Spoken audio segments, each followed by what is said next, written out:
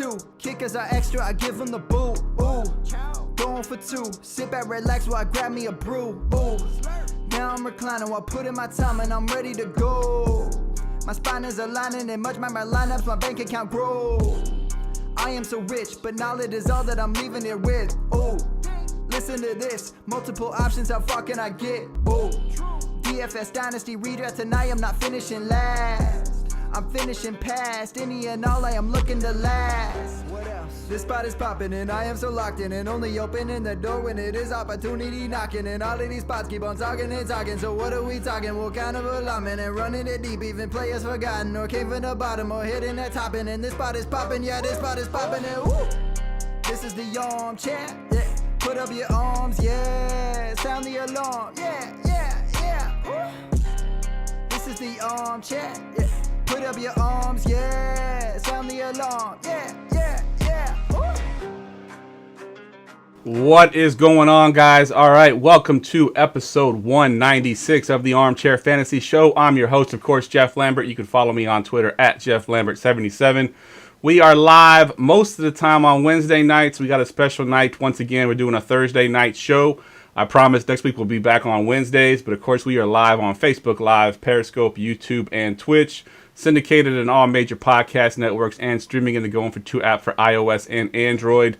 If you are on YouTube, please hit that like and subscribe button and drop us a comment down below. Let us know how we were doing. We are also running a contest. If we hit 1,000 subscribers by the NFL Draft, we are giving away one of our personal league podcasts. It's a 1-hour podcast dedicated to your league.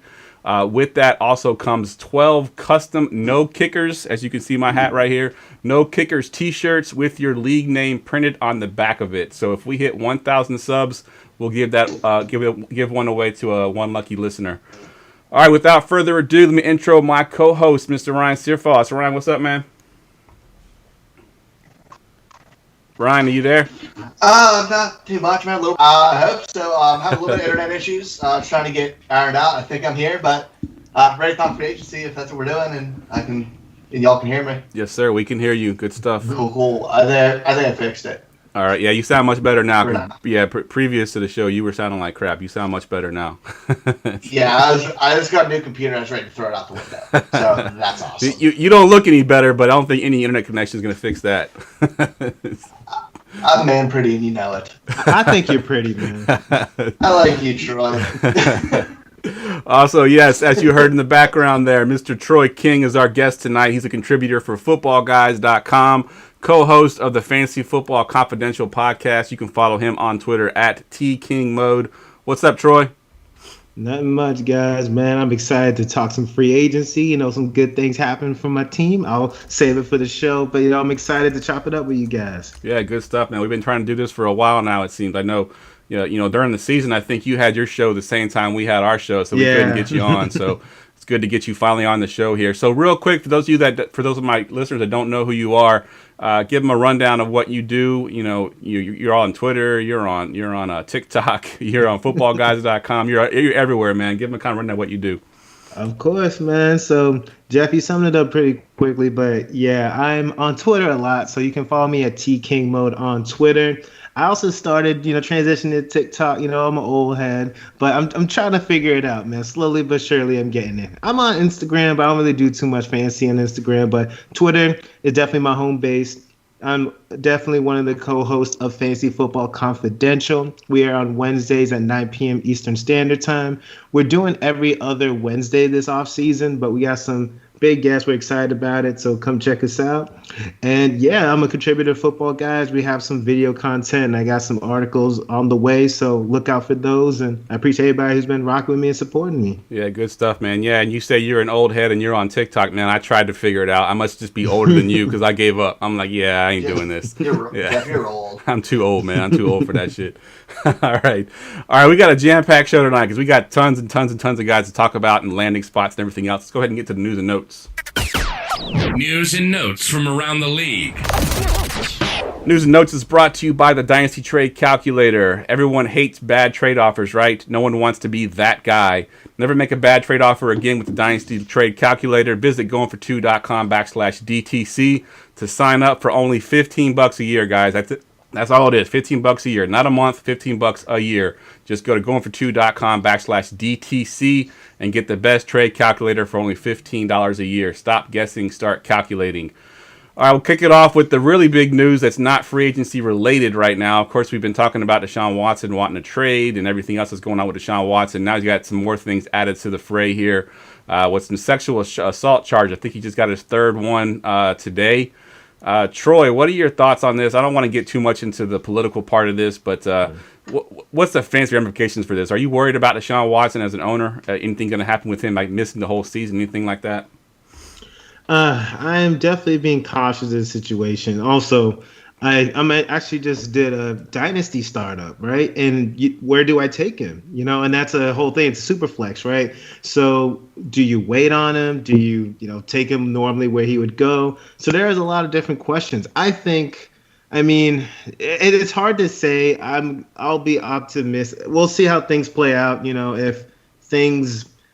I'm gonna be cautious, right? I believe that he's gonna play the season just based off the information we have now. Not trying to be insensitive to what's going on, but if I had to guess, I'm just assuming he's playing the season. He's going to be fine if he's playing.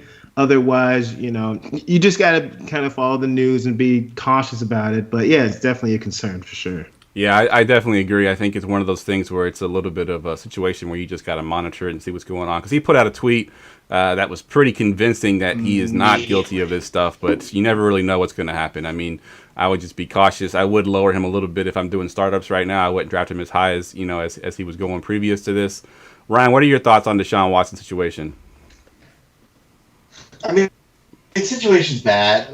It's really weird because the lawyer who's charging best friends and neighbors with the McNairs, who are owners of the Texans, get Baker Mayfield billboards up, drafted all around the Houston area, drafted Baker Mayfield. All of it's kind of weird to me, but it's caught. I'm going to be cautiously optimistic. I have him at QB5. That's free agency. So I might move him down to 8 or 9 in paint, right now, just to be safe, behind Russ, behind Dak, behind Justin Herbert, maybe. Justin Herbert's kind of the separating line. But, part of that is I hate his surrounding cast anyways. From just a pure perspective, he has Brandon Cooks, and that's it. And, they're... Fells is their big re-signing. I don't like that. So just a football perspective, I hate it for him. Hell, maybe behind Burrow. Yeah, I definitely agree. You're still a little choppy, Ryan. I don't know what's going on with your internet, man. It's all good. Well, we'll get through this. Hopefully, we'll be able to figure this out. All right, let's move on to the next note here. So the Bears reportedly offered 3 firsts, a third, and 2 starters for Russell Wilson, and the Seahawks denied it. So are we pretty much sure that Russell Wilson's not going anywhere? That's a package that you just have to take, I think, if you're actually looking to trade somebody. 3 firsts, a third, and 2 starters for Russell Wilson. What are your thoughts, Troy? I say that, yeah, he's not going anywhere. And one thing that it's funny, right, because when he was talking about his list, it was weird that he even mentioned the Bears, right? Because they're not an organization that is really a desirable location that most free agents would want to go to, especially quarterbacks, right? So it was really bizarre that, in his quote-unquote dream list that he even wanted to talk to, go there in the first place. But the Seahawks, like they said, they weren't interested in moving Russ. I don't know if Russ, I think, is a little disgruntled, but he's not like other free agents. I believe he's kind of like a stand-up guy to look. It's not going to work out. He's still going to go out there. He's still going to do his thing. He's not really a diva, right? He's going to go and do what he needs to do.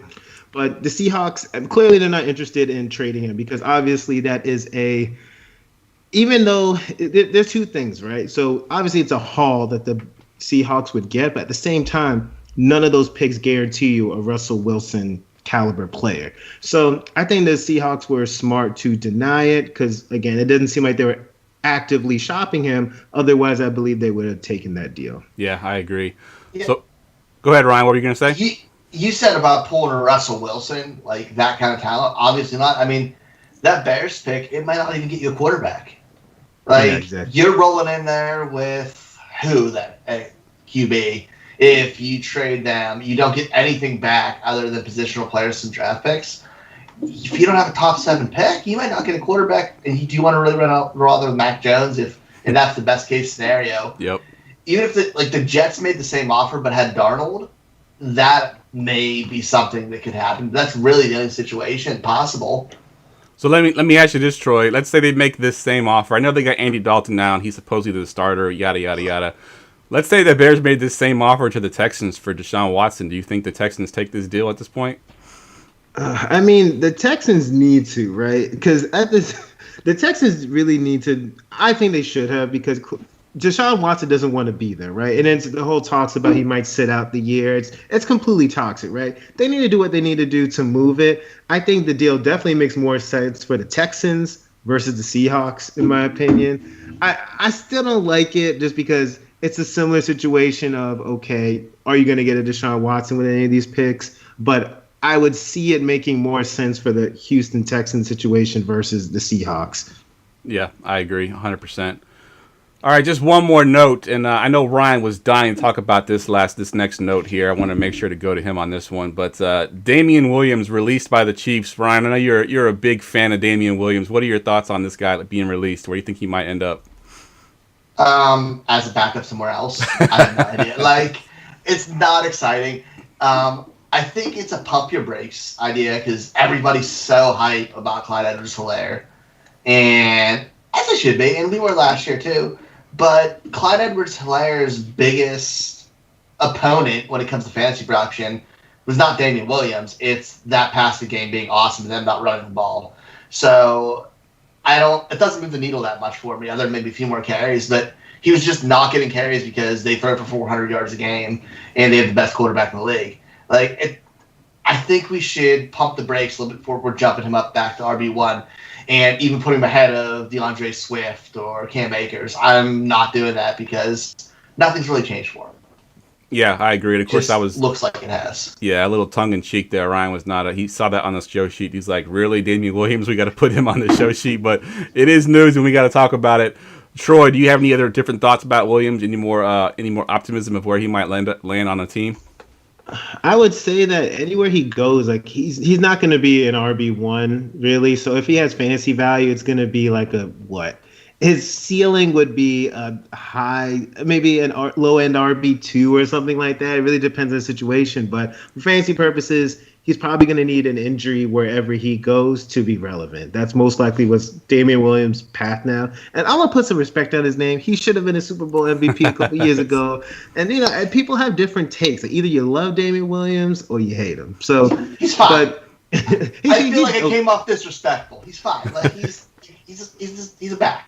If I remember, when he was with the Dolphins, right? I didn't like him. I wanted Kenyon Drake to get all the touches, and then for some, Adam Gase made him RB1, but that's a whole nother story. So he's essentially the guy that you want the other running back to get the touches for. Got it. Yeah, pretty much. And in terms of CEH, though, right? I agree with Ryan in terms of you can't. I'm a CEH, I guess what you call truther. I'm very optimistic of him, and especially in Dynasty, you should be buying low right now because most people are just so down on CEH after last year's performance. But he's behind almost all the other rookies, right? Think of it. I almost rather have every single rookie over him. Yep. Except for AJ Dillon now, because obviously Aaron Jones signed, and Keyshawn Vaughn. Right. But there's not everyone else I would rather have over him. You can make. And it might be, and that's sad because last year he was the undisputed RB1 once we knew he was going to Kansas City. So he's definitely fallen in value a lot. But at the same time, this is where you need to take advantage, especially in Dynasty, to buy that type of player. Yeah. Traded for him Sunday. I agree 100%. I mean, you're talking about James Robinson. He's obviously ranked more higher than him. Antonio Gibson. Obviously Cam Akers, J.K. Dobbins, Swift, all those guys are now ranked higher than him. Najee Harris is over from a lot of places now. Yeah, Najee Harris doesn't even have a team yet. Definitely. And as far as my take on Danielle Williams, he's the guy that goes to your team that ruins your stud running back. Basically, what it is. He's going to go somewhere and be a vulture, be a touchdown vulture, be a carry vulture, whatever the case may be. But wherever he lands, you're not going to like it for the running back that you have on that team. That's my take on Williams.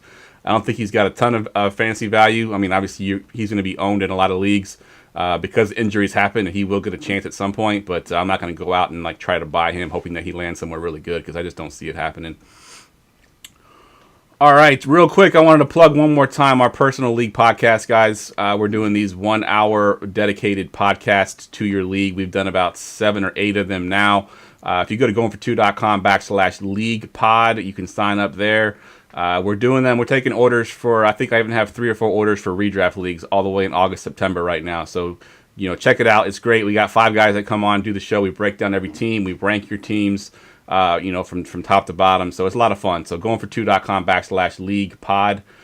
All right, let's get into these free agent signings. We'll do signings first, and then we'll do some of the guys that have not signed and kind of speculate where they might end up.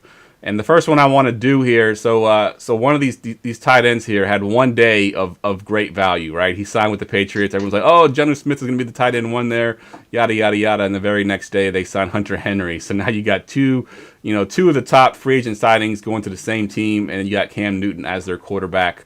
What are your thoughts on these 2 guys, Ryan? It's weird.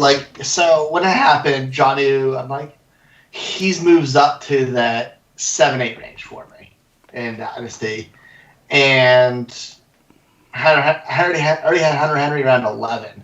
Right now, I feel like with adding them together, their values aren't much different than they were last year.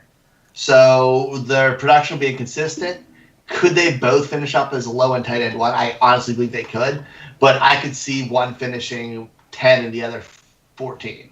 15, and it not being a huge difference. They both have different roles. Johnny is a big body receiver, and I like him for fantasy production because Belichick was already talking about how he is so good running after the catch. He's receiving threat, explosive, yada, yada, yada. That run after the catch thing stood out to me when he said that. So he's going to be more spread out, more red zone threat, spreading the field. And with the way that offense is set up, technically be the number 1 receiver, because they don't really have receivers. Nelson Aguilar is cool, and he's a good receiver, but he's not who you're building an offense around. And same with Kendrick Bourne, he's a role player. Jonnu Smith has more of an opportunity to get targets, and so does Henry. They could be 1 and 2 on that team in targets, and it wouldn't surprise me. Yeah, I think I looked up in history too, as far as 2 top 12 tight ends in history. It's only happened twice. One time with this team, obviously, Rob Gronkowski and Aaron Hernandez was one. The other one was Zach Ertz and Dallas Goedert, I think 2019, when they basically had all their receivers pretty much injured, and those are the only 2 guys there. But I agree. It's a weird situation, and this could be it. Yeah, I agree. I think the receivers, unless they sign somebody in the next couple of days, Galladay's still out there. I don't think they're going for Galladay, but if they do sign somebody, that changes things a little bit. But these 2 guys could be 1 and 2 in targets. You're absolutely right. What are your thoughts, Troy? I've been thinking about this situation a lot, right? Because in redraft, I want whoever's cheaper, because obviously we have no idea who is going to be, Cam's main target. And we already saw last year that Cam his passing, let's just say, left a lot to be desired, right? You can blame it on a bunch of things, but he was throwing ducks all the time, right? But Cam, historically, when he had Greg Olsen, he liked to favor the tight end position. So that is, brings some optimism. But the only problem is it's just a guessing game, right? Because I love Jonnu. If I had to just guess, if someone bet me money, I would say, oh, I think Jonnu, just because I like Jonnu better. But at the same time, like you guys were saying, they have no receivers. So he's probably going to rely heavily on both of them. They're both probably going to be red zone targets. And I wouldn't be surprised if either of them finish as a tight end 1, but then the other one most likely is probably going to finish as a high-end tight end 2. It's just really a guessing game. We don't know. I was extremely excited for Jonnu, just kind of like Ryan said. I thought he was going to be tight end 8, 9 range, when he signed, perfect. And then obviously Hunter Henry had to ruin the party. But I say that I'm trying to get whoever's cheaper. Both of them are going to be very touchdown dependent, in my opinion. But if the way the receiving options are now, maybe they can again possibly both be tight end 1s. I'm not very confident in that, but we'll see what happens. Does this make you 2 want to take a tight end earlier in drafts now? Does this make you want to lock down maybe not a Kelsey, but even an Andrews, a Waller, Hawkinson? Do you want to lock them down even more now? Because we just have such a mud pit. Troy? We're just walking through sludge after 7. Troy, what do you think? 6. Yeah, so for me, right, I've always been a late tight end guy. So almost all my life, I've always been look, I'll get my stud running backs, get my wide receivers. I'll just throw whoever I want in tight end because most of the time, especially like in redraft, I just have one tight end spot. I don't care. Just don't kill me, right? But now it's like, especially last year, I really wanted like a stud tight end. I wanted a Kelsey. I wanted a Waller. I don't think I'll ever pay up for a Kelsey or a Kittle, but Waller, Hawkinson, that would be like my range that I think I would be comfortable with because it's nice to be like, okay, I don't have to worry about that. I still might go the late tight end route, but the highest I'm going is like the Hawkinson Waller range. Yeah, I'm with you as well. I'm also a wait on tight end kind of guy. I just prefer to wait until get, because paying up for that tight end there, you have to almost get that top level production. If you have a Kittle like you did last year and he gets hurt for a good part of the season, you're screwed because you didn't get that stud running back. You pass on the stud receiver. Where I think you can make up receiver or running back, if you get those free agent guys that, sort of burst every year. So, yeah, I'm with you as well. I don't think I'm paying up for either one of those guys. And as far as Jonnu and Henry go, I think if I wanted to own one, like you said, I wanted to own Jonnu Smith. I think he has more big playability. He's more athletic. He's more of a take it to the house kind of guy where I think I view Hunter Henry as a catch it and fall down kind of tight end. Yeah, he can run great routes and he gets open. He has great soft hands. He can be like a threat in the red zone, but he's not going to break a 60-yard, catch and run like I think Jonnu Smith could do. So he'd be the one I'd want to own if I had to own one. All right, let's move into a receiver here, Mr. Corey Davis, who has that very rare fourth-year breakout that he had. Him and Devontae Parker for the last couple of years have done this. He gets a nice little deal with the Jets here without Adam Gase. What this offense is going to look like will be a mystery to everybody. But the weapons are there. I mean, we got Mims now. We got Davis, of course. If it's going to be Darnold or Fields or whoever the quarterback is Zach Wilson. What are your thoughts on Corey Davis with the Jets, Ryan? I like the fit, and I really enjoy the fact of him being across from Denzel Mims. I think they're the perfect complements to each other, with Mims' big playability mixed with Corey Davis's just go-to, solid, go up and get it, be quarterback's best friend. And if you get a young quarterback in there, so we get Justin Fields in there or Zach Wilson, a young quarterback's best friend is a receiver you can throw in the area to, and they can win one-on-ones. And Corey Davis is that kind of guy. So I really like that for him. I don't think his value changes that much, like from last year. I think he is what he is. Like he's a great number 2 receiver. I can put him as a wide receiver 3 in fantasy. Be really confident he could finish as a wide receiver 2, but I'll probably view him in that 3 range for a long time because it's perfect for him. But I think it unlocks Mims. Yeah, I agree with you as well. I think Mims is the guy that I'm, excited for now with Davis on the opposite side there. They won't be able to double team Mims, and I think Mims can have a good breakout season. What are your thoughts, Troy, on Corey Davis in New York? Sure. I mean, I kind of echo what you guys said in terms of I think this is a huge benefit for Mims because, again, there's going to be less coverage on Mims in this particular case. But Corey Davis, it's just the Jets, right? The Jets offense isn't very exciting to me. So I believe he's okay. I think his ceiling is like mid wide receiver 2, right? If everything goes right, I believe that's going to be his ceiling. So which is fine, especially for Corey Davis, especially where you're going to be probably drafting him and getting him in drafts. I think he could be a value. So I am optimistic in that particular case. The unknown QB situation, I guess whether it's Darnold or Fields or Wilson or whatever case may be, I think Corey Davis is just going to be fine, right? I'm not going to get overhyped about him, but I believe, just like Ryan said, he could be a wide receiver 3-ish, and it's really just him. And they also signed Keelan Cole, I think, today. But he's not going to be. I love Keelan Cole, but it's not. Yeah, he's not. That's a good thing where I love Keelan Cole, and I don't know why. Yeah, I don't know. He's gonna be fine. I think that's my analysis. He'll be fine. Yeah, I agree as well. And I think Crowder there might be the odd man out. I think he's owed like $11 million this year. He's only a dead cap of $1 million, so he's probably gonna be cut and released. I've heard the rumor of Kenny Galladay going there. Which if Kenny Galladay goes there with Mims, I don't like Davis quite as much. But I don't know if that's actually going to happen or not. He said he was just talking to the Jets. I can't see them signing him after they just got Keelan Cole as well. He'll probably end up with the New York Giants is what I suspect. But, yeah, as far as Davis goes, I think you're right. I think he's wide receiver 3 is probably where he'll be drafted. He might give you some weeks where he's a wide receiver 2. He might sneak into that wide receiver 2 range, on the season. But like Ryan said, I don't think his value changed too much. Whatever you thought Davis was going to be in Tennessee, I think he's going to be the same thing in New York. I think his value stays about the same. I think it would have 90% landing spots. What was that? I think it would have stayed the same 90% landing spots he'd have landed in. Yeah, I think so. Like, Yeah. I can't picture anywhere like, oh, he's gonna suck now. He's gonna be awesome now. Like, Yeah. he's gonna be Corey Davis now. Yep, he's going to be solid. Yep, you're right. All right, sticking with the wide receivers here. Right here where I live, right here in Washington, D.C., they just signed Curtis Samuel. They are super excited about this guy.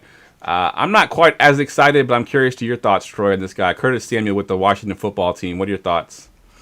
I'm very excited about him. I'm actually a little disappointed, and we'll get to the Dolphins, but I originally wanted the Dolphins to sign him because I think he's an underrated receiver.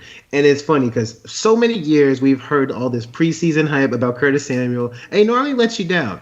And last year, it was looking like that was going to happen again. Then all of a sudden, halfway through the season, it was like, oh, this is where the hype is, because Matt Rule and Joe Brady during that time were like, oh, we're going to use him all over the field. And it's like, yeah. But they actually did it, and he was actually relevant, and he was exciting, and he looked good. So if somehow, and then now they have Fitzpatrick with Washington, and they have Terry McLaurin. So I believe that they help each other out. One, they're both ridiculously fast. So, each of their coverages is going to be, I believe, light, and they're going to use him. I don't think it hurts Antonio Gibson, and most likely, I believe it might hurt like J.D. McKissick if he's back with the team. But I think they're going to use him in short areas, going to put him in the slot, and I believe that he's going to thrive there. I'm excited about the whole Washington offense, and I never thought I would say that, at least not for a couple years. But I'm really excited about the move for sure. All right, yeah, I'm not quite as optimistic. I think it's a great NFL move. I think the flexibility that Samuels gives to that offense, along with Gibson, they both can line up in the backfield. They both can line up out wide. I think tons of flexibility. Tough to really cover those kind of guys. You got McLaurin, who's a stud. But I'm not really fantasy. I think he lost some value coming here. I mean, they do have Fitzpatrick, and he likes to chuck the ball over the field, so who knows. But I would have liked to see him go somewhere where he'd be a little bit more featured, and I don't think in this offense he will be. What are your thoughts, Ryan? I haven't really. I love it for a football movie. I think Washington is going to be a lot more exciting than I want to hear from a Ryan Fitzpatrick offense. Yeah. But, he absolutely flies. He's a very specific kind of player who needs to be used a specific way. So we have to see how they end up using him. But I've liked what they've done with, McKissick was fantastic. I hadn't even thought of that. He could be used in a lot of the ways he can, but instead of coming off the field, you just move him outside. You just move him around. He doesn't come off the field. So I really like him that. I'll probably end up with him in my late 30s to 40s for my receiver rankings. It's great, but I think he's better for regular football than fantasy.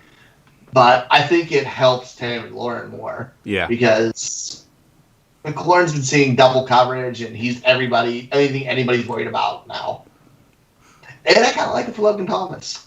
Yeah. I think it helps him out too, and lets him still be. I think he helps the whole team in general. I don't know fantasy wise. I'm not there yet. I want to be, but I'm not. But I think it helps everybody else. Yeah, I agree. I think everybody gets a little bit of a bump there. I think he does bring that to you. And fantasy wise, he's going to have those weeks where he's going to be a monster, but you're just not going to know when those weeks are going to be. I love him in best ball. Yeah, best ball. He's definitely a great best ball pick for sure.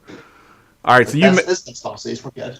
You mentioned you wanted Samuel to go to your Dolphins. They got somebody else that's, not in a similar mold, but he is a fast guy, Mr. Will Fuller. What are your thoughts on Will Fuller to the Dolphins? I was very surprised. I didn't think we were going to sign Will Fuller, but I'm excited about it because we already know everything that he did with Deshaun. Obviously, Tua's not Deshaun, but it helps open up the offense, right? Last year, Tua, unfortunately, I didn't like the play calling, right? It was a lot of dink and dunk, a lot of short passes, and we just struggled, right? We struggled offensively because we didn't take too many chances down the field. Now, with the addition of Fuller, he's going to help spread the offense open, right? And then we still have Parker. Hopefully Preston Williams is healthy this year. And then we most likely, hopefully, we can get someone like Chase in the draft. So we're going to have weapons. Last year, we were throwing the freaking Jakeem Grant and Matt Collins. Like, like he was throwing the practice squad guys. So that's also part of the reason why Tua struggled. So I'm really excited that we have a big play threat in Will Fuller. Defenses have to obviously worry about him, which is just going to help everybody else on the team. So I'm extremely excited about it. And then I just can't wait to see him actually play, and hopefully, praying for health. But I was extremely excited about the signing. All right, good stuff. Yeah, I think at one point, Lynn Baldwin, did he have like a game with like 12 or 13 targets or something last year? Yeah, it was exactly. Like we were talking about Lynn Baldwin late in fantasy. I'm like, guys, like this just tells me where we're at with the Dolphins offense. Yeah, and it was crazy how night and day the offense was too. I mean, when you put Fitzpatrick in there, is chuck the ball down the field, take all these big chances. They put Tua in there, they go like extra super conservative, throwing these passes like behind the line of scrimmage, and it was night and day. Ryan, what are your thoughts on Will Fuller to the Dolphins? I absolutely love it. First, I'll say you're very greedy for what Jamar Chase now too to add with him. Like, I can't buy a receiver from my team, and you won't get both of them. So no. I think this might be my favorite wide receiver matchup in the free agency class. It really works well because with Devontae Parker and Preston Williams, those guys are more big body guys who kind of win. They don't have anything to spread the field. And all these mock drafts we've seen had them taking Devonta Smith, he worked with before, and obviously he spread the field. But Will Fuller can do that, but he's proven in the NFL that he's a monster when he's healthy. And I think he fits, and he lets them take Sewell at their draft spot and lock up their offensive line, which is huge when you have a quarterback who came off a devastating injury, hasn't really got to practice. I love it for him. These are three. I like Preston Williams a lot of receiver. I like Parker. I think Will Fuller's their number one now. I like what they're doing there. I think it's a step in the right direction. I said it's probably the best best fantasy matchup for any of the receivers in this class so far. Yeah, doesn't he have a suspension looming too? I can't remember. I know it's one game. It's just one game? Okay, I couldn't remember how long the games were. Yeah, okay. And he took those PEDs to keep that hamstring good, man. Yeah, exactly. He'll be all right. All right, we just had some breaking news here. Sean Sullivan on. You're welcome, Deshaun Watson. Like, oh my, they're literally doing everything to get rid of this guy. Like, if he didn't want to, if he didn't want to be there before, he just are you kidding me? It's just like, oh my god. How we talked about earlier, the Bears making that deal. They probably would. They probably don't respect the Texans enough to make that deal. Yeah, exactly. Do better. It's like that in your fantasy league. You're like, I could send him a fair trade, get it through right away. Yep. Or I could fleece him. Yep. I forgot about Moncrief. I forgot. Yeah. I completely forgot about him. He's cut so many times now. Yeah, he's not good. He's not good. Hashtag not good. All right, I was just throwing that out there because Sean mentioned it in the chat here. But let's get to one that we had today that really affected a lot of fantasy people right now. People are talking about it all over the place. Kenyon Drake to the Raiders was very surprising to me, Ryan. What are your thoughts on Drake? Drake's value for one, and then, of course, Josh Jacobs is there as well. Man, I'm so bitter. Like, the Raiders did everything they could in the past 3 days to just destroy Josh Jacobs. They first got rid of his offensive line. They had one of the best lines in the league. And I loved it because he's super efficient behind it and is able to perform, even with Derek Carr, quarterback, never receivers. And they got rid of that. And now they bring in Kenyon Drake and they're like, oh, don't worry, he'll be a receiving threat for us, and Josh Jacobs still gonna run. Guess what? Josh Jacobs is a good receiver. This screws his fantasy value. Yep. I had him at running back 8. He's gonna move down to David Montgomery levels for me. Like, wow. He's gonna move to probably 15, 16. I don't love it. Like, it's bad. It's bad football. It's a bad football team. They're turning Derek Carr to David Carr. They're going to ruin his career now. Yeah. Everything that team's doing is just as stupid. And why are you going to not spend money on offensive line and Kenyon Drake? I'm upset about this one. It sucks. This is the worst thing to happen in free agency so far.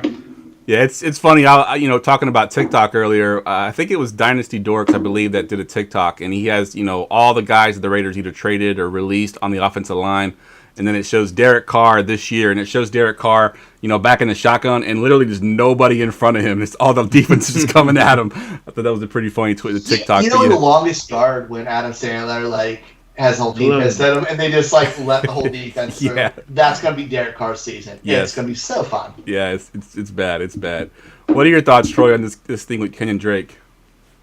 I was shocked. Like, I had to check the source to make sure it wasn't one of those fake Adam Schefters, because I'm like, this makes absolutely no sense. And I'm like, oh, it was true. I just don't understand. And everyone knows that Josh Jacobs is a good receiver, except for John Gruden. I don't know why he's not used more in the passing game. It's the most bizarre thing, because, again, in Alabama, he was a good pass catcher, but he's never used like that. And they just bring everyone in the universe to make sure that Josh Jacobs does not catch the ball. So this definitely knocks him down. Like, almost don't want any of them, at least in redraft, because it's going to be a scenario where I definitely see Drake vulturing so many Jacob touchdowns, so much of the receiving work. It's going to get ugly. And just like you guys said, they don't have an offensive line anymore. It's like, what could possibly go wrong? He's getting to the point of like, stay away. Like, there's other options that are going to be going around Jacobs that I'd much rather have, because it's just getting worse and worse and worse. But I think it's good for Darren Waller just to add. I think he's just always going to be fine. But I haven't been a Jacobs truther, not because of his talent, it's because of how he's being used. And it just makes me not want to draft him even more. Yeah, I agree 100%. I just echo what Josh say. I just think it kills Josh Jacobs' value. They weren't throwing the ball anyway, and now they're definitely going to throw the ball with Drake back there. He's going to steal some of those catches and those carries. Those goal line carries are going to be. So, yeah, it's a situation to avoid. And he's going to turn into Joe Mixon. Yeah, exactly. He is. Yep. It just sucks. And Gerson kind of stole my thunder in the chat here. He asked a question. As far as the Cardinals go, do they draft a running back this year, or do they go with Chase Edmonds? Troy, what do you think? Oh, I made a tweet about this. Chase Edmonds is not going to be RB1. I'm sorry, y'all. Whoever think it, that he's not going to be. Because this is the thing. Like, people want to grab onto, like, the Tony Pollards and the Chase Edmonds, and they're like, oh, guys, it's happening. No, it's not happening. They're going to either add someone in free agency, which I don't know who, like, people talked about, maybe like a Chris Carson, something like that. I would love it, like a Travis Etienne, maybe Gainwell, something along those lines. If they drafted him, I'd be extremely excited about one of them. Also, Eno Benjamin's also not happening for the Eno Benjamin truthers. Oh, thank God you said that. I thought you were going to say, or Eno Benjamin. I'm like, dude. Oh, no. I'm just saying, but there's some truthers out there that have hope. It's not happening, y'all. But yeah. I think they're going to draft somebody. I think Etienne would be amazing in that offense. Etienne's the perfect fit for it. Like, that's my dream pick for him, is that Arizona offense. I don't think I've talked about him and not said that matchup. Like, it's perfect. Yeah. Them all spread out, all those receivers now. There's not going to be a single person in the line. And when you add that speed back there, it's going to be just like his Clemson days. Like, that's the only thing that could move him above Najee Harris, is him laying there and Harris led in a really precarious situation. But that's damn near a perfect spot. Yeah, that's a good call. And PJ Kennedy he's on Periscope. He mentioned possibly wait later and get Chuba Hubbard. What are your thoughts on that, Ryan? I mean, Chuba is going to perform well somewhere. So we have a lot of questions about him because he's been kind of up and down. He's starting out great, and we all know this. But that's the kind of running back we want there. We want a guy who's going to work well in the outside zone scheme. He's going to stretch the ball, one cut, make it, and go. Like, that's what you want there. You want that devastating speed in that offense. So I love that. Yeah, I agree. I think Hubbard would be good there if they want to wait a little bit to not draft so high with ETN. All right, let's get to one more of these guys that signed, and it's more about this guy signing and killing the value of potential stud that we're all high on. Jamal Williams, formerly of the Packers, signs with the Lions here, and I've heard a lot of talk about him sort of cutting into DeAndre Swift's workload. What are your thoughts on that, Troy? Are you worried about Swift at all with Williams being there? I think he'll be a little bit of an annoyance, but not enough of annoyance where, like, I'm fading Swift, right? I believe if people are down on Swift because of this, please take advantage. Yes. The other offers, whatever you got to do. But he's going to be perfectly fine. He's still going to be the workhorse. Swift can't get 100% of the carries. I think he's a depth piece. He's going to be playing on third downs. Swift is going to be just fine. Yeah, I think the big thing with Jamal Williams, too, is he's a great pass blocker, and that's why the Packers kept him around as well, because he would be a great guy to have on there on third down. When you knew they were coming to blitz, he was able to pick up the blitz, so he could be there for that. Ryan, I want to ask you a question. This is going to be the third running back on that team. Any chance that Carrion Johnson gets moved, with this move of Jamal Williams being there, that he gets moved and has any value whatsoever? We were high on him a couple years ago, never really panned out here because now they got Swift. What are your thoughts on Carrion Johnson? Honestly, he's probably just gonna be a depth piece there because it might be a dead thing because we always everyone says running back doesn't matter until they want it to matter, and teams aren't clamoring for running backs right now. Like we got Phil Lindsay, who's had 2,000-yard seasons, who just got cut. Yeah. Like I'd rather have him than Carrion Johnson, and he's gonna be free. Like. He's just going to be a depth piece somewhere. The Carrion Johnson era is dead. I think it's been dead. Yeah, I agreed. Yeah. I think people are trying to hold on to that. People that drafted him, expecting him to be an RB1 there, are just holding on to that hope that maybe he'll be, something somewhere. But yeah, when they've been in the league as long as he hasn't gotten his shot yet. He's not going to get his shot. I think he's pretty much dust, as PJ Kennedy just said. Is Carrion dust? I believe yes, he is. And Swift is still my RB7. Yeah, Swift is he's in my top 10 as well. I love Swift this year for sure. He's 7 and he's locked. Like, I'm good. All right, let's get to a commercial break here. Today's show is brought to you by ThriveFantasy.com. It's DFS for prop bets. Visit ThriveFantasy.com or get the app for iOS or Android. Use our promo code Armchair and receive an instant match up to $50. Choose your 10 favorite prop bets, build your lineup, and compete against the rest of the field for cash prizes. Again, sign up at ThriveFantasy.com or get the app for iOS or Android. Use our promo code Armchair to receive your instant match. And for more on that, experience a new way to play daily fantasy sports and esports on Thrive Fantasy. Thrive's game concept revolves around player props, which are simple over-unders on player stats. There are contests for traditional sports including the NFL, NBA, MLB, PGA, and cricket, as well as esports titles including CSGO, Dota 2, League of Legends, and more coming soon. Here's how to play. Choose your lineup of over-unders for top-tier athletes that have the biggest impact on the game.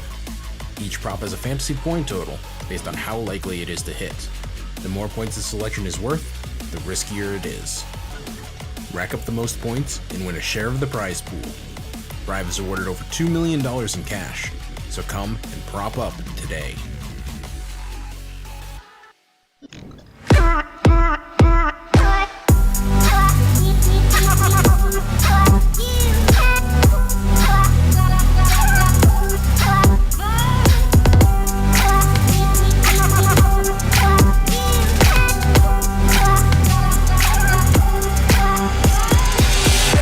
All right, and welcome back, guys. I'm here with Ryan and Troy, and we are talking free agents. We just talked about a bunch of guys that signed with some teams. Let's talk about some guys that have yet to sign with anybody and where we think they might end up and what their value might look like. And we'll go with the big one here right at the top, Mr. Kenny Galladay.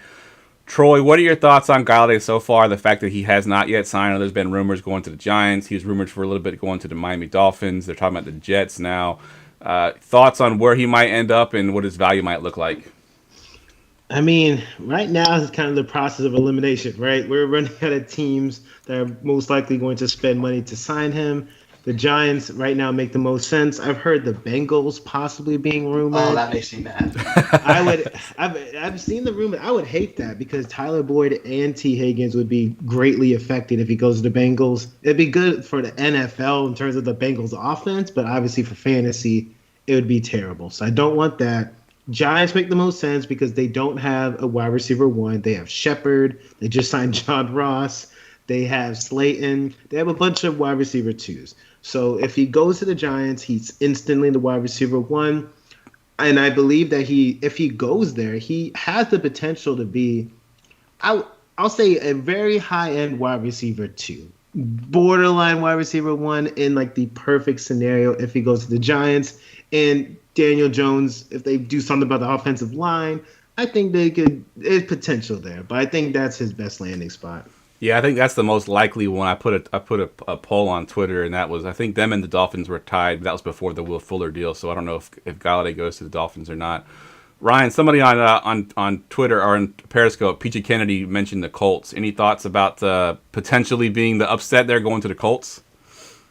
I mean, you have to like that for Carson Wentz, to him actually a receiver for the first time in his life, and they have money. It makes sense. I feel like certain teams, though, like this is where you can have faith in that. Like there's teams out there that you don't hear any news about them making a move until it's done. Yep. The Colts seem to be one of them. I'm a Ravens fan, and I'm used to it because like we never hear about a move before they happen. They just kind of happen. And I think the Colts are very similar that way. They play it very close to the chest. So I like that. But like Troy said, the Giants makes no sense. If I hear him to the Bears one more time, I'm going to smack somebody. Like, if that happens, Allen Robinson should just go in and start punching people. Like, they're like, you're going to pay this dude, not me. But, like, the Giants thing wouldn't really make sense. I want to say Baltimore, but I know it's not going to happen. I'm realistic. It's all I want, but I'm realistic. The Giants make sense. Yeah, for those of you out there probably listening to the audio and not watching the video and don't know that Ryan's a Ravens fan, that's the only reason why we want him to go to the Ravens. No one in fantasy wants Galladay to go to the Ravens. Listen, no. This disrespect of Will Lamar and this offense is bullshit. He's thrown to nobody. Fair point. Will Willie sneeze a target monster for you? Come on, dude. I love Lamar, but it's still not a very pass-friendly offense. Even if Kenny Galladay goes, I don't think it's going to be like a Josh Allen to Stephon Diggs, because everyone was down on that acquisition. So, but I'm not going to be as optimistic if any big receiver goes to the Ravens. No, but they're not dead either. Yeah, they're not dead. Yeah, you can throw to bad players other than Mark Andrews. Yeah, no, he's definitely not dead if he goes there. He still has fantasy relevance, but there's other places where he can have more upside. Yeah, I mean, do we really love Daniel Jones that much? No. Like, let's be real. Like people are acting like, oh, I'd love him to go Daniel Jones and not Lamar Jackson. Come on, man. Fair point. All right, the other big name receiver that has not signed yet, JuJu Smith-Schuster, a rumor that he might go to the Jets, and that seems kind of weird to me because they just seem to be signing all receivers right now. Anybody that will come into that stadium that wants to sign there, but where do you think he might end up, Troy? And do you think he might end up with the Jets? So this one's actually harder, right? Because I was thinking that he might have possibly gone to the Dolphins as well. I don't really hear him being rumored at that many other places. So that's the problem. Like the Jets seem to be like the number one like team that is being talked about. So I'm trying to think of any other teams that possibly make sense. Maybe the Colts. Maybe that's just throwing it out there because I don't see him landing in any other spot. And I would hate if he goes to Baltimore, just like we talked about. That would be it. I'm sorry. Like he'd be a slot. He might be a target monster, quote unquote, because he'd play in the slot. Maybe a safety blanket for Lamar, and maybe not all the targets have to go to Andrews. So maybe I'm trying to convince myself that's a good landing spot, but it's not working. So I think the Jets might make the most sense. But it'd get ugly, but I just don't know anywhere else he's gonna make an impact right now. Yeah, I think that would be a stacked offense for sure. I mean, you've got Mims there. We talked about Corey Davis being the receiver too. You got JuJu in the slot. I mean, that would be a nice looking offense if they can just get Darnold to be a quarterback, or if they draft Fields and he ends up being something good. For fantasy purposes, I don't know if I love that spot, but that might be the only spot he's got left. Ryan, what are your thoughts on JuJu? The Jets make sense. Baltimore is honestly the one that makes sense for him, just because of the fact. I feel like the Colts are a very straight-laced team. Like with the guys they bring in, they're very work pal, don't have a lot of personalities, and I feel like they don't bring those guys in on purpose. I think Baltimore can handle that. I think the Raiders are a team that we could be on the lookout for still. I know it's been kind of killed a few times, but it's never heard actual no on it. And also back in Pittsburgh. Like, the fan base has turned against it, but it could still happen. He's a very weird situation because this wide receiver market is way more deflated than it is. And I think his performances, how he declined after AB left, really shows something. But I think it's something that can be worked around. But he could be a solid wide receiver 1B. Yeah, And I don't know if he's Yeah, being one used that. B, 1B2. I agree. yeah. Yeah, but like, there's not a lot of spots. Philly's broke; they can't afford anybody. Like, Yeah. I'm just looking like through the teams, and Yep. there's not a lot, man. There's like no one left. It's getting really tight. Yep, it definitely is. I thought the Dolphins were a really good one until then. Tennessee maybe get a receiver because they literally just had AJ Brown, but those two kind of play the same role. Yeah, good Not call. to the same level, but the same role. Yeah, and Kennedy made a comment on Twitter that he wants to see JuJu TikToking in New York. So if he ends up in New York, that'll be the spot for him. Honestly, you know where I'd love him? I kind of just popped in. I haven't heard the rumor or anything. Is Green Bay. Yeah, Oh that would yeah. He'd be a great compliment to Devontae Adams. He'd work the underneath for Rodgers. Rodgers always fed underneath receivers who have not been good. But he's not as electric, but he could play that Randall Cobb role because he's a run after catch guy. Yeah. So I'd be really happy with that for fantasy. I don't trust the Packers to make any wise decisions when it comes to wide receivers. Yeah. So that would be a good landing spot, but I just don't trust them. definitely. No, I don't trust any moves they make. Nothing makes sense. All right, let's move to a running back that we talked about a little bit earlier. We kind of mentioned him in passing, but Chris Carson and where he might end up and his value if he leaves Seattle. And Troy, I'll go to you first on this one. What are your thoughts on Chris Carson? Sure. So he's been rumored today about possibly going to the Dolphins. I think he would complement Gaskin really well if they did that because he's more of a power back, right? He's more of a 1-2 down back. Gaskin, if they played the receiving role, because he's not like a huge guy, and Gaskin struggled on the goal line last year. That was like really the only place he struggled. Every other aspect of the game, he was really good. So I prefer to draft someone, but I wouldn't be surprised if, I guess we got to see what the money looks like. Arizona, they obviously have a need now with Drake being gone. I think that would make sense. We're running out of teams, though. I would have liked to see him back in Seattle, but the Bills still need a running back. I don't think they're going into the season with Singletary and Moss. That was a disaster. So, yeah, I think those are the teams that I would make most sense to me. Yeah. What about you, Ryan? I love Chris Carson. I want him to land somewhere he gets to play. He'd be great in Miami. I think he would kind of make Myles Gaskin disappear a little bit. Atlanta's the place we could see him land. They have that running back right now. Their offense has had shades of this style for running backs and look the kind of running backs we see similar to Seattle. So that makes sense. But there's not a lot of spots left. Denver with Gordon could be okay because Lindsey left. The running back market's terrible for any running backs out there because there's not the Jets can still get them. The Jets. The Jets have no one. Yeah. Fantasy-wise, the best landing spot would be Pittsburgh. In all reality, because they've been running without a good running back forever. They also don't have a line though either, but he'd be solid there because he'd get a ton of volume. Yeah, that's true. And that's what I want to see him get volume, and that would make sense for that. Yeah, I like that spot there. I think also we could talk about Tampa Bay if Leonard Fournette ends up leaving there. He could potentially fill in for Leonard Fournette and be the complement to Rojo. For fancy purposes, I don't love it because they got Rojo there still as well, but he would fit there I think pretty well. Speaking of Leonard Fournette, he's also a free agent, Ryan. I know you love Leonard Fournette. So what are your thoughts on where he might end up? I think Lenny takes the pay cut and stays home in Tampa. I really do. Everyone on that team's done it. How many times do you have where you have Tom Brady and a chance to repeat? I think we've seen Godwin stay. We've seen all these guys saying, I don't know where this money's coming from, but these rumors keep spreading. It makes sense. Why go? Yeah, that's a good call. Troy, you any thoughts on Leonard Fournette? You think he stays in Tampa as well?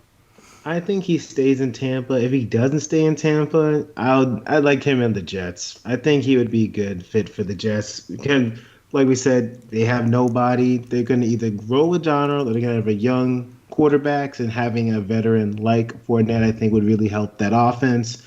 But I think that ultimately what would be smart for him is hey, if you want more rings or you want to compete for the playoffs, sign with Tampa Bay, try to, run it back. So I think that's a good call. Yeah. And PJ mentioned a good spot as well. If Carson leaves, he can go to Seattle because we know that Pete Carroll loved. I think he even tried to trade for him at one point in recent years. So I think that would also be another good fit. All right, let's see if we can do one more here. Let's see who I'm going to pick on this list. Let's go with James Conner, since Ryan mentioned the Pittsburgh Steelers and Ryan actually lives in Pittsburgh. What are their thoughts on Conner, and what are your thoughts on Conner going anywhere and having any fancy value? I mean, all the fan base I know are glad he's leaving, which is a great story, and he's like a Pittsburgh hero. But it's time to move on. Wherever he lands, I'm not excited. He's kind of just a 2-down plotter now. He had some receiving upside, but I think those days. I don't think he's running back one, like, for his team. I think he's lands in a place where he's splitting carries. Honestly, somewhere like Buffalo for him makes sense. Part of the committee with them, do what Zach Moss was supposed to do, like something like that. A power offense. If Fournette left Tampa, I've heard the Miami rumors. I don't want that for them. I want that offense to be explosive, but. Even like New England could use a back like him. Like they'd find a way to use a back like him and just ruin your dreams for Eddie Damon Harris. Yeah. But I think wherever he goes, he's a ruiner. Yeah, that's like the perfect spot actually is with the Patriots. Older running back. It makes so much sense. Yep, he would have a limited workload, be able to do just what he does. What are your thoughts on James Conner, Troy? Well, I don't want him in Miami.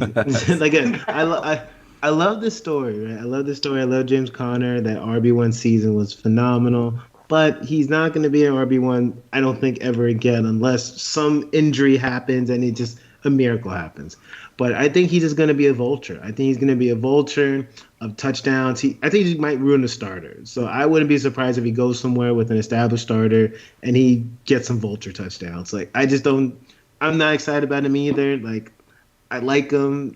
I like him as a human, as a player, but it's just, I'm not excited about him. It's like I just wanted to sign already just so he could move on and not have to talk about it. Yep, I agree. I think he's had more talk, as a free agent than he's had when he's been actually playing. Exactly. So I agree. He's just a dude. He's just a dude at this point. He had his one good season. He's, like you said, he's a great story.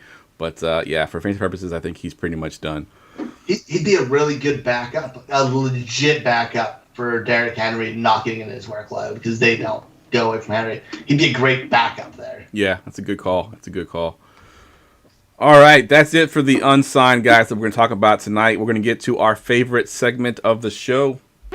Get ready for GoingFor2.com's Forgotten Fantasy Player of the Week.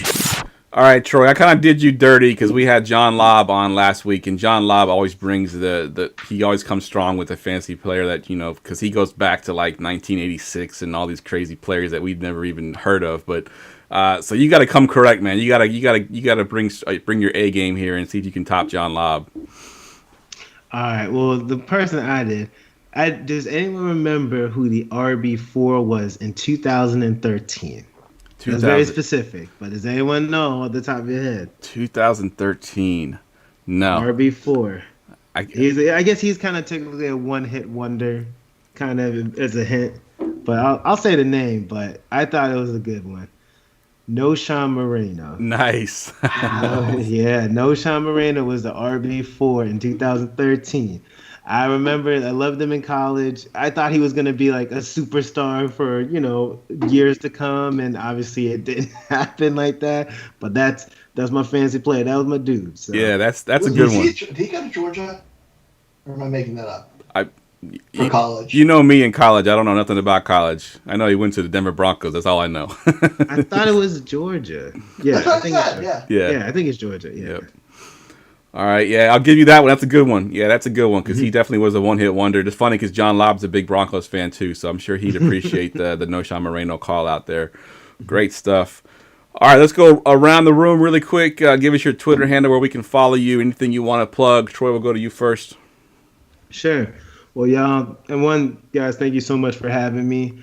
You guys can find me at TKingMode on Twitter. You can find me on TikTok as well. But I'm a contributive football guy, so you're going to start seeing my articles and video content coming out shortly. I'm also one of the co-hosts of Fantasy Football Confidential. We are on Wednesdays at 9 p.m. Eastern Standard Time. During the off season, we're going to be going every other Wednesday. But check us out. We have some exciting guests coming out.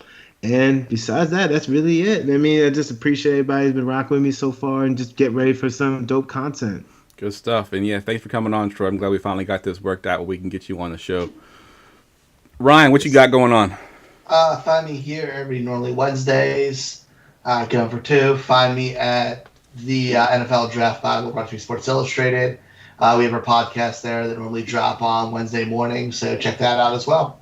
All right, good stuff, guys. And as always, you can follow me on Twitter at JeffLambert77. The only thing I want to plug is our DFS Draft Contest is now taking signups. Basically, you draft the prospects, and then depending on where they go in the draft, you get points for them. It's like a DFS lineup. So if you go to goingfor2.com/draft DFS to sign up there, I'll be releasing the lineups and the prices here pretty soon. It's $5 to enter. You get a lineup for $5. It's a lot of fun. We did it last year as well. So goingfor2.com/draft DFS. All right, for Troy, for Ryan, I'm Jeff, and we will see y'all next week.